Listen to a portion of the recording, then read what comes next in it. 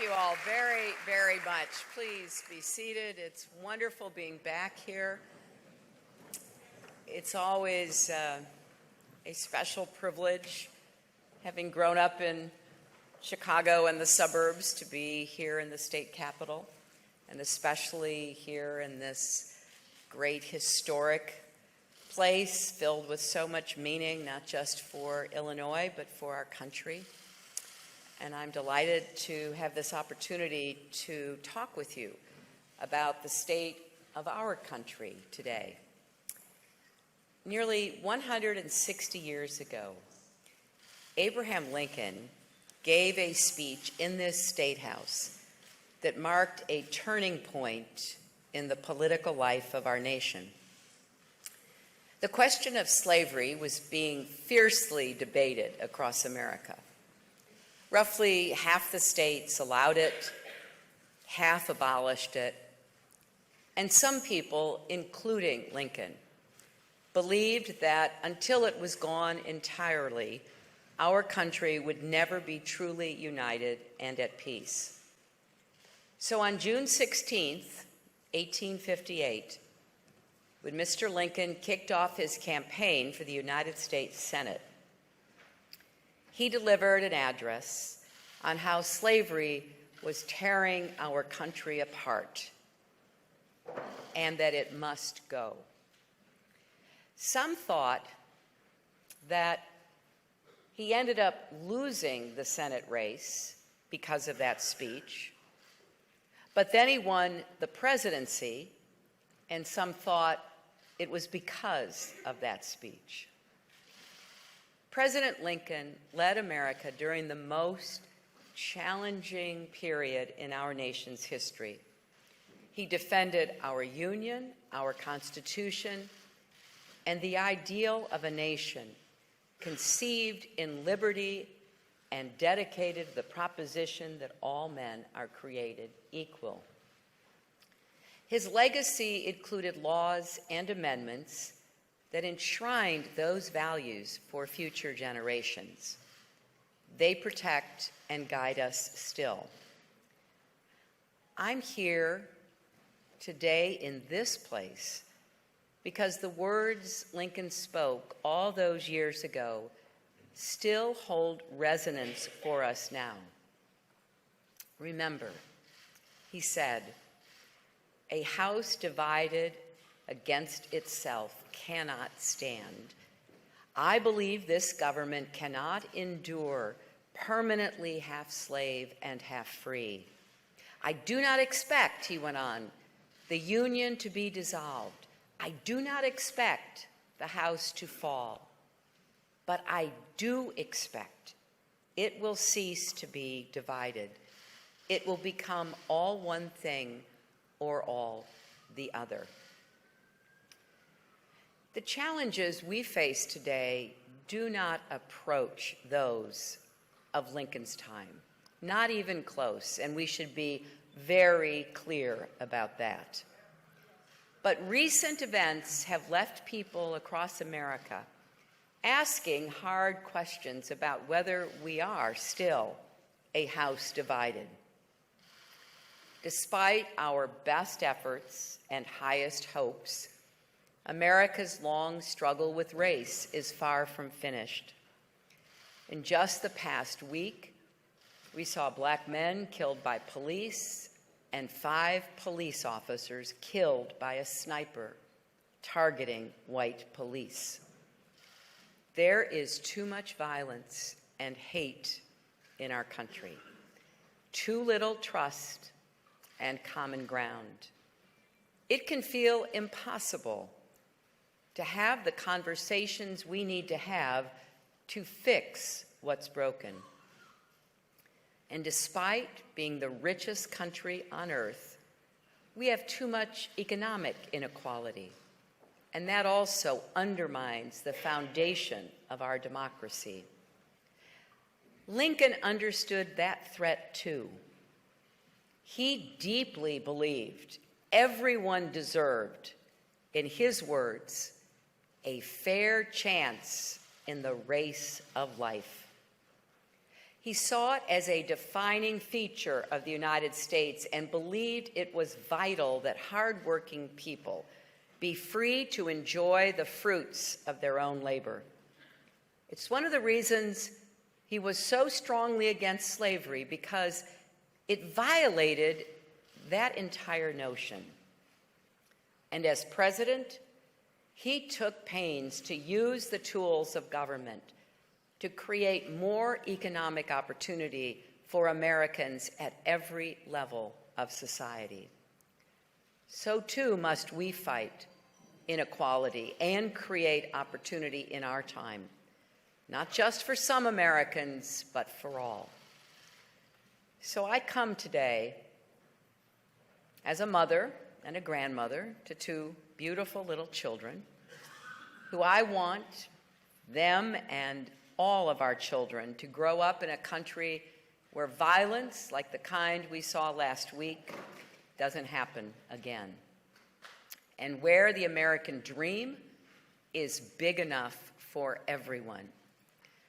I'm also here as a candidate for president who is deeply concerned about the divisions that still hold our people apart and our nation back.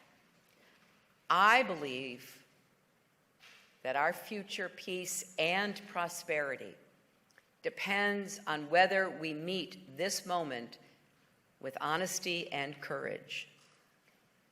That means taking a hard look at our laws and our attitudes. It means embracing policies that promote justice for all people and standing firm against any attempt to roll back the clock on the rights and opportunities that so many sacrificed so much to secure. And all of that starts with doing a better job of listening to each other. We need to listen to the families whose loved ones have been killed in police incidents. Alton Sterling and Philando Castile are just the latest, a long and painful litany of African Americans dying after encounters with police officers. We remember Laquan McDonald, killed in Chicago a year and a half ago, and Sandra Bland, who grew up in Illinois, who died 1 year ago today. Time after time, no one is held accountable. And surely we can all agree that's deeply wrong and needs to change. And yes, we do need to listen to those who say Black lives matter. Too many Black Americans, especially young men, feel like their lives are disposable, and they worry every single day about what might happen. They have every reason to feel that way, and it's absolutely unacceptable. Everyone in America, everyone deserves to be treated with respect and dignity. Surely that is something we can all unite behind. We need to acknowledge the 5 Latinos who also lost their lives in police incidents last week. Their stories didn't get national media coverage, but their families and communities are mourning too. And at the same time, we need to listen to the dedicated, principled police officers working hard every day to rebuild trust with the communities they serve and protect. Our men and women in blue put their lives on the line every day to keep us safe and keep our democracy strong. Remember what Michael Kroll, Michael Smith, Lorne Ahrens, Brent Thompson, and Patrick Zimaripa were doing when they died. They were protecting a peaceful march. They were people cloaked in authority, making sure their fellow citizens could exercise their right to protest authority. And there is nothing more vital to our democracy than that. And they gave their lives for it. David Brown, the Dallas police chief, said that when it comes to overcoming systemic racism and so many other problems in society, we ask too much of the police and too little of everyone else. I think he's absolutely right. This is our problem, and we all need to work together to solve it. We also need to listen to the families crying out for relief from gun violence. President Obama's trip to Dallas yesterday was the 11th time he has spoken to a city in mourning after a mass shooting. The wrong people keep getting their hands on guns, and not just any guns, military weapons, like the kind that the Dallas killer had, which allowed him to outgun the police. And the vast majority of gun owners agree we have to come together around common sense steps to prevent gun violence. If we're looking for common ground, this is common ground. And I hope that we will, from Washington to Springfield to everywhere across America, come to agreement about that. Now, I understand that just saying these things together may upset some people. I'm talking about police reform just a few days after a horrific attack on police officers. I'm talking about courageous, honorable police officers just a few days after officer-involved shootings in Louisiana and Minnesota. I'm bringing up guns in a country where just talking about comprehensive background checks and getting assault weapons off the streets gets you demonized. But all these things can be true at the same time. We do need criminal justice reform to save lives and make sure all Americans are treated as equals in rights and dignity. We do need to support our police departments that are trying to get it right and honor the men and women who protect us every day. We do need to do more to stop gun violence. We may disagree about how to do these things, but surely we can all agree with those basic premises. And I hope and pray the past week has showed us how true they are. Now, these are the issues on many of our minds right now. And if we stop there, that would leave us with plenty of work to do. So I wish I could say that was everything that we must address. But these events are taking place against a much broader backdrop of fear and anxiety. So I think we have to face all of it. We do need to make sure our economy works for everyone, not just those at the top. The changes that have roiled our economy over the past few decades are not just numbers on a page that economists study. They are real forces that families are dealing with up close and personal every day. Not long ago, I met with factory workers here in Illinois whose jobs are being sent abroad and heard how painful the consequences have been for them and their families. I've talked to workers across our country who've seen good jobs lost to technologies, who keep being told to get more training, even though that often doesn't lead to a good new job on the other end. These economic disruptions have stripped too many people of their sense of security and dignity, and that can have devastating consequences. We have to ask ourselves, why are drug addiction and suicide on the rise in parts of our country? That's not just about economics. It's about something deeper that is connected to economics.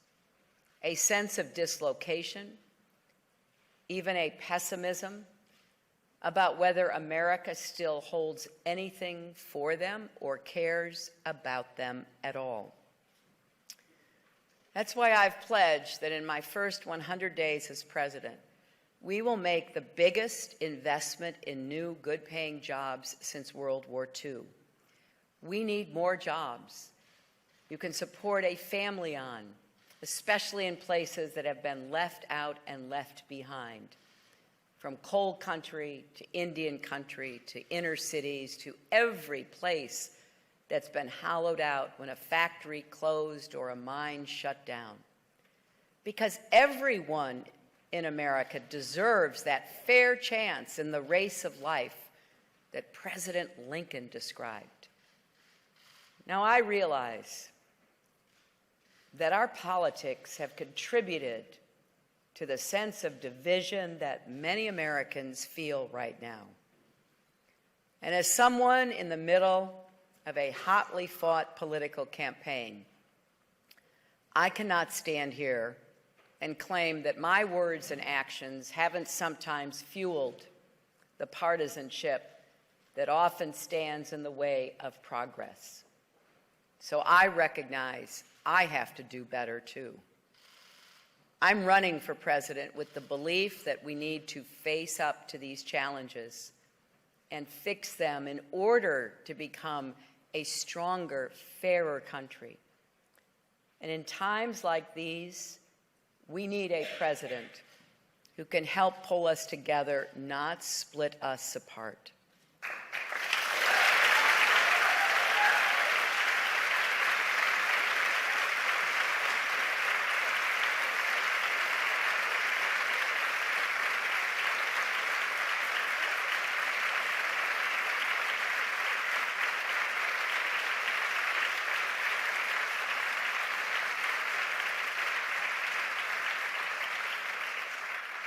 And that is why I believe Donald Trump is so dangerous. His campaign is as divisive as any we have seen in our lifetimes. It is built on stoking mistrust and pitting American against American. It's there in everything he says and everything he promises to do as president. It's there in how he wants to ban Muslims from coming to the United States and toyed with creating a database to track Muslims in America. It's there in the way he demeans women, in his promotion of an anti-Semitic image pushed by neo-Nazis, and in the months that he spent trying to discredit the citizenship and legitimacy of our first black president. Last night, in an interview, he said that he understands systemic bias against black people because, and I quote, "Even against me, the system is rigged," unquote. Went on to say, "I can relate to it very much myself." Even this, the killing of people, is somehow all about him.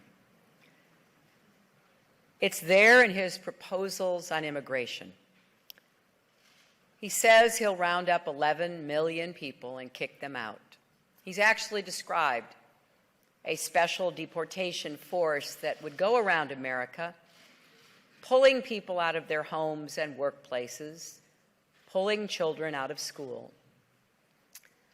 I got a letter from a mother the other day who said her adopted son asked her with a shaky voice if President Trump would send him back to Ethiopia. When kids are scared by political candidates and policy debates, it's a sign that something has gone badly wrong.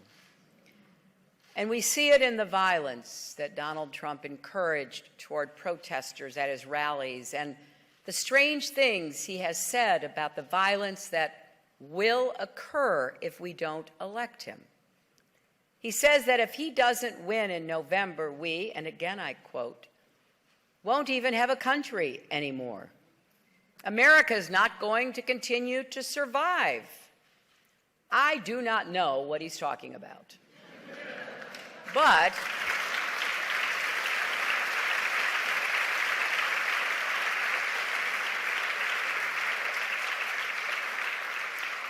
I do know we don't need that kind of fear-mongering, not now, not ever.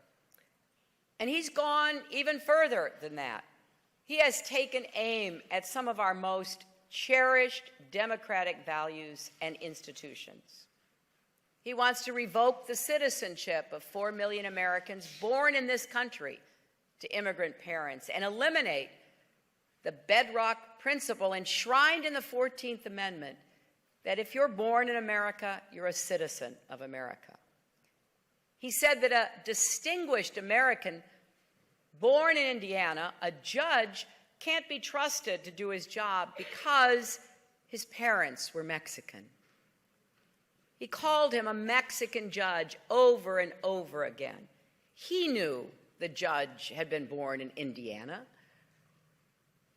but it was a cynical, calculated attempt to fan the flames of racial division and designed to undermine people's faith in our judicial system.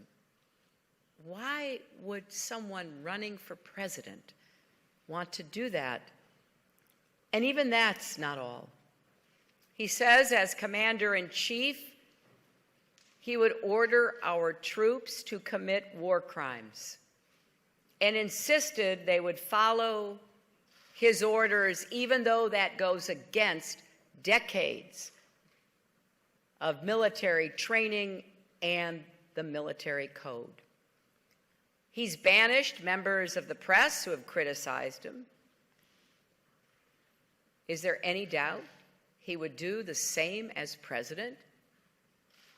Imagine if he had not just Twitter and cable news to go after his critics and opponents, but also the IRS, or for that matter, our entire military. Given what we have seen and heard, do any of us think he'd be restrained? And he has shown contempt for and ignorance of our Constitution.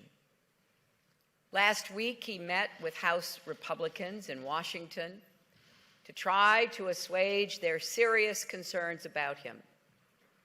One member asked whether he'd protect Article 1, which defines the separation of powers between Congress and the executive branch.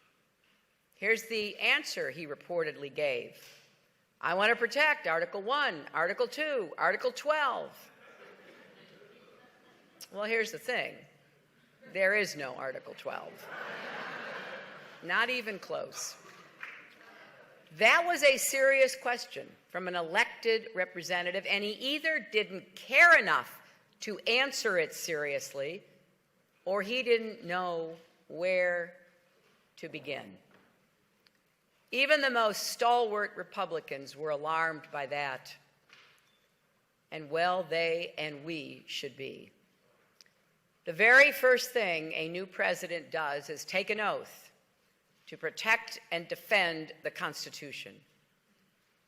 To do that with any meaning, you've got to know what's in it, and you have to respect what's in it.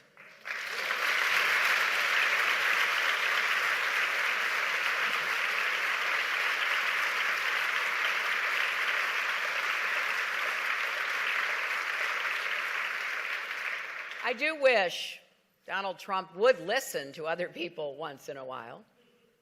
He might actually learn something. But he's made it clear that's not his thing. As he has said, he only listens to himself. This man is the nominee of the party of Lincoln. We are watching it become the party of Trump. And that's not just a huge loss for our democracy. It is a threat to it. Because Donald Trump's campaign adds up to an ugly, dangerous message to America. A message that you should be afraid. Afraid of people whose ethnicity is different, or religious faith is different, or who were born in a different country, or hold different political beliefs. Make no mistake, there are things to fear in this world, and we need to be clear-eyed about them. But we are each other's countrymen and women. We share this miraculous country. This land and its heritage is yours, mine, and everyone's willing to pledge allegiance and understand the solemn responsibilities of American citizenship. That's what indivisible means, that big word that every grade school student knows. That we're in this together, even if that's not always easy. So let's think better of each other. Let's hold together in the face of our challenges, not turn on each other or tear each other down. Let's put ourselves in the shoes of police officers, kissing their kids and spouses goodbye every day, and heading off to a dangerous job we need them to do. Let's put ourselves in the shoes of African Americans and Latinos and try as best as we can to imagine what it would be like if we had to have the talk with our kids about how carefully they need to act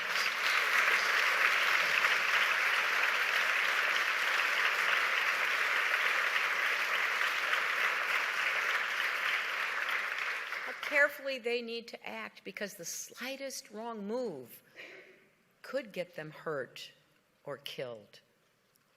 And yes, let's put ourselves in the shoes of Donald Trump's supporters.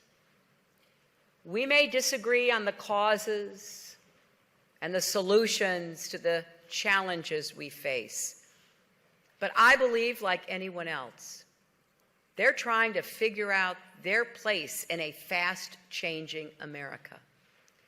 They want to know how to make a good living and how to give their kids better futures and opportunities. That's why we've got to reclaim the promise of America for all our people, no matter who they vote for. And let's be more than allies to each other. Let's take on each other's struggles as our own. My life's work is built on the conviction that we are stronger together, not separated into factions or sides, not shouting over each other, but together. Our economy is stronger when everyone contributes to it, and everyone can benefit from the work they do. Our communities are stronger when we all pull together to solve our problems and restore our faith in each other, and by doing so, in the promise of America. Our country is stronger when we work with friends and allies to promote peace, prosperity, and security around the world. This is an idea that goes back to the founding of America, when 13 separate colonies found a way, despite their differences, to join together as one nation. They knew they were not stronger on their own, and neither are we. I've had the great delight of seeing the musical Hamilton. And I hope more people at least get a chance to listen to the score and to hear the words. There's a great song by the character playing George Washington, who sings, "History's eyes are on us." That was true then, and that's true today. If we do this right, and if we have the hard conversations we need to have, we will become stronger still, like steel tempered by fire. Now, don't get me wrong, fierce debates are part of who we are. They started at my dinner table with my father and have continued ever since. It is who we are. You're reminded of that when you read history when you think about the Lincoln-Douglas debates, debate over the right way forward.